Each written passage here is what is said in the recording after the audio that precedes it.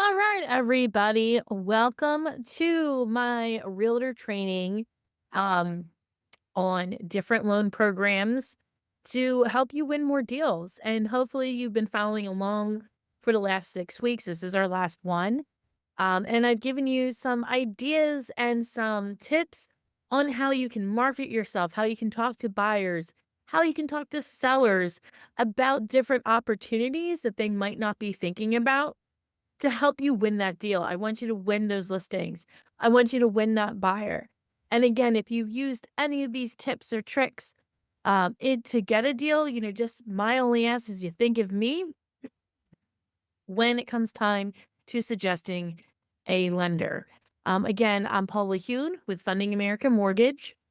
And today we are going to be talking about two loans that you can use right now today that can help with the affordability rate thing that has been buzzing around the past several days ever since someone posted about the 50-year mortgage.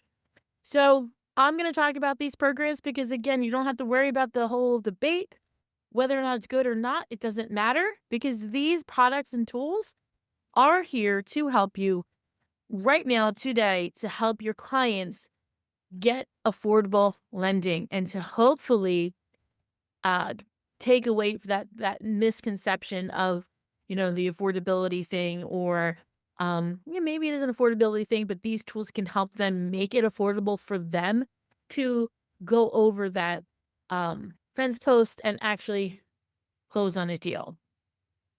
So again, with adjustable rate mortgages specifically, they're called ARMs. There's a lot of fear around them. Okay, I'm gonna educate you a little bit about the past. So, late 90s, I would say all through the 90s, late 90s, early 2000s, the ARM was used all the time in the market that you were in because everyone was thinking, "Oh, the appreciation is gonna continue to rise, you're gonna refinance in 3 years or before the ARM expires, and you'll be fine." Right? And they were also piggybacking them on seconds. So there was a first and a second. It was a disaster. Okay. And it really caused a lot of problems back in the financial crisis of 2007, 2008. But the truth is, these can be really, really smart and safe ways to lower payments and get buyers into homes today. So, and buy downs, oh my gosh, buy downs, when used strategically, they can turn a slow listing into a sale. So, what we're going to do right now, we're just going to go ahead and dive right in and give you what you need to know to utilize these great programs. All right. So, first thing we're going to talk about are arms. Okay. They're not what they used to be. Okay. We have a lot of regulations, we have a lot of guidelines, right? Today's arms are just completely different. They're very tightly capped. All the information is very transparent. Your buyer is going to know what they're getting into when they sign the documents. They're going to understand the parameters. So here's the thing you got to remember. For 5, 7, even 10 years, the rate is fixed. Those are your most common type of adjustable rate mortgages. So it's fixed. It's not going anywhere for 5, 7, or 10 years. After that, it adjusts based on published indexes, right? But it can only increase within a set limit. Okay. So there's these built in caps that protect your buyer, right? During that fixed period, right? The payment's usually significantly lower than the 30-year fixed rate. The real savings that can make the difference between qualifying or not. But here's the other thing that everyone forgets.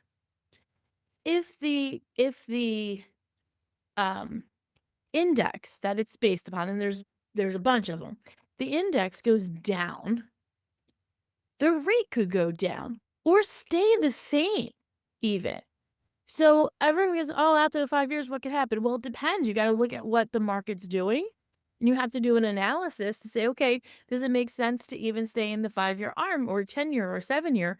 Because the index could be even lower than when you started, and in that case, why rock the boat, okay? You don't have to refinance at the expiration of the fixed period. You want to do it in an intelligent way. You want to have your specialist, hopefully that's me, do the analysis for the borrower to say, is it the right time to get it to lock in at that fixed rate? Okay, it might be, because again, if the rate's even lower and the index is lower, in theory, mortgage rates could be lower. So it might be a good time to lock in. But again, you take a look, you see what's going to be the best bet and the best outcome for the client. You can also refinance before the 5, 7, or 10 years expires. If rates are starting to push up a little bit, if it seems like, hey, it's gonna be some time. Again, I always recommend every client have a 1 or 2 year analysis with their mortgage professional to analyze their current situation, because life changes constantly and no one knows what they don't know. So if they talk to a specialist to see if they can help, who knows what we can uncover and who knows what else we can help them. But I digress. Really going off track on that one. So ARMs get a bad reputation. Um, but they're actually really great programs. I've used them all throughout my career to help a lot of clients get into homes or refinance their homes and just be in a better position. Okay. So now we're talking about the temporary buy down. So these became very popular 3 years ago when the rates started to perk up. Okay. The seller or builder prepays the interest for 2 or 3 years. Okay. There's two different structures. So there's your 2-1 buy down, okay, or your 3-2-1 buy down. So in the 2-1 buy down, the seller or builder prepays the interest um, for the first 2 years based on a reduction of 2.2%, then 1%, and then it goes to the regular rate. So hypothetically speaking, if their rate is 7% today, their first year, their payment is only going to be based on 5%. The second year will be based on 6%. And then that's done. And then they go back to their the normal interest rate that they qualified on, mind you. So these aren't payments that are unreasonable. We qualify the client on the actual interest rate. No one's losing any interest, right? Because the seller or the builder is paying that up front. So that interest that the buyer would have paid during that turn time is being paid through a seller concession, right? But what it does is create temporary low payments for the buyer. So for this is really great. I'm going to go into the examples later, but like the best way I can describe is, let's say someone has a car payment, and let's say that car payment is $700, which is very common nowadays. Which blows my mind. Guess I'm old school. $700 for a car payment, but they know it's going to be up in 2 years and they're going to have a better time affording them the mortgage personally, right? Again, we qualify them based with that $700 payment, but then personally, they would it would be better if that was paid off. This is great because it gives them a lower payment temporarily. They can pay the car off. Once the car is paid off, then they go to the standard rate that they were at, or they refinance. So temporary buy down, it's simple. Someone, usually the seller or buyer, prepays part of the interest. The buyer's rate's temporarily reduced. So it's not a trick. It's a very strategic way to help a buyer ease into full payments. And it's a wonderful technique to use as a seller instead of doing a drop in price. So think about that if you're a listing agent. All right. So now we're going to go into some real world scenarios and some examples to help you understand the power between these two programs so that you can structure your marketing so that you understand what key things to listen for that might determine when these products could be helpful. Again, in order to fully determine if it's a good idea, have your loan officer, hopefully that's me, go over these options with your clients first. Okay. So number one, so this is Ashley. Meet Ashley. She's a first-time home buyer. She has a $375,000 townhome that she absolutely loves. but was crushed by the payment on a 30-year fixed. We ran it in as a 7/6 arm, dropped her payment almost $300 a month. She plans to refinance in a couple years, so this was perfect short-term solution. So don't let buyers talk themselves out of buying. Again, if they say, "Oh, I really did love that house, yes, but I don't want to put an offer because the payment's going to be too high." Using arms to turn Sunday someday into today. All right. The move up family, right? So this is a family that needed room to grow. James and Danielle were moving up from their starter home. They knew this next house wasn't forever, maybe 7 to 10 years tops. A 10-year arm gave them lower payments and stability long enough for their kids to grow and life to evolve. So again, for families who plan on moving or refinancing before 10 years, an ARM can give them a bigger home with affordability right now. The listing that wouldn't move. So this one's probably my favorite. So a listing sat for 45 days. Sellers were about to chop the price by 20,000. Instead, we offered a 2-1 buy down. It cost about $9,000 and dropped the buyer's payment almost $500 a month. The home sold the next weekend. Guys, a buy down costs less than a price reduction and it delivers more perceived value. I don't know if you've ever heard that term, perceived value, but if you're listing a home at a certain price and you're saying, hey, there's going to be there's a buy down option available, that's going to create buzz.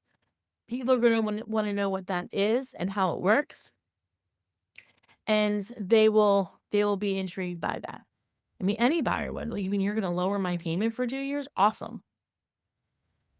All right. Now, for those of you who have connections with builders, which are really great resources, every good realtor should know at least one builder. Maybe not have that strong relationship, whatever, but you should at least know a builder, right?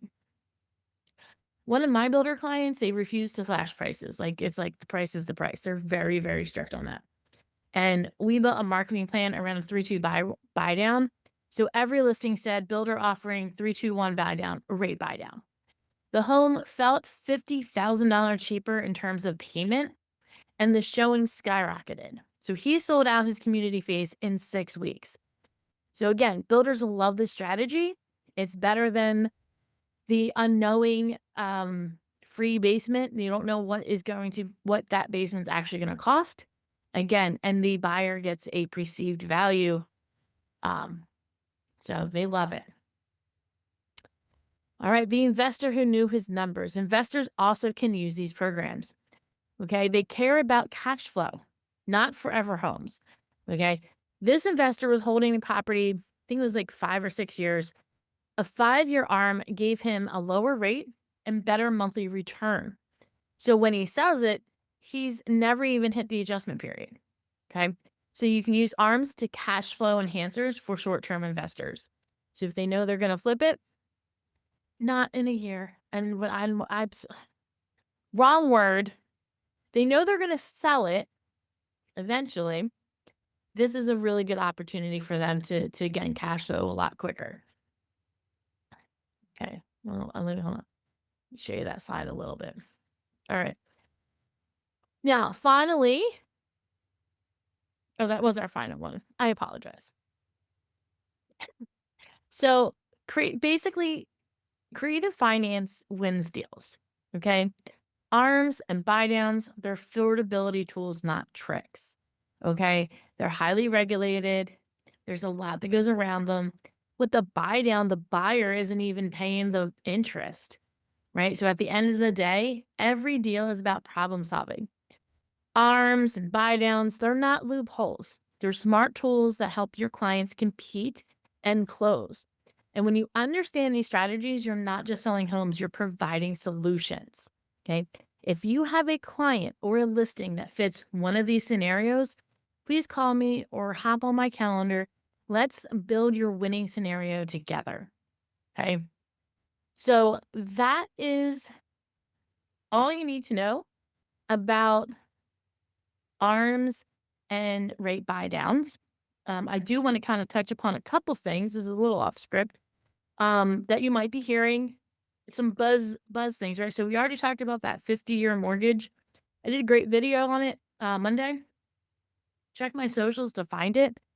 Um, the reason that I wanted to kind of go over that is because 50-year mortgages aren't what you think they are. Yes, they'll provide savings in certain circumstances, but we don't even know what the rate spread's going to be on a 50-year mortgage. We can kind of only go by what that spread difference is between a 10 and a 30-year mortgage. But I'm going to tell you, and I'm going to be honest right now, we have 40-year mortgages right now. We've never not had 40-year mortgages, and I've never closed one. And some of my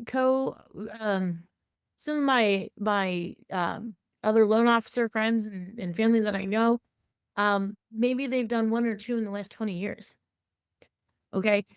They don't always work out. I've priced out a lot of 40-year mortgages, but no one ever buys because it doesn't make sense. The spread's not long enough. The rate's not low enough on a 40-year to make the difference, right? It's maybe $150 difference, and in certain circumstances, that's not enough. In some circumstances, I'm sure that savings would be like, "Yeah, heck, let's do it," because it gets them in the house. But it's not gonna be for everyone. If we get 50-year mortgages, great, I don't care. It's just another opportunity for me to price out and offer to my buyer. Do I think that's where the industry is going? No, I really don't. I think everyone's smart enough to know that that's in break glass in case of emergency type of loan, just like the 40-year is. Okay. That being said, I think these 2 products are gonna shine more if we start talking about them because, again, they're here now, they're available now, and they've actually have some known, um, positive, feedback behind them and examples behind them rather than we don't know what the 50 years gonna look like, okay?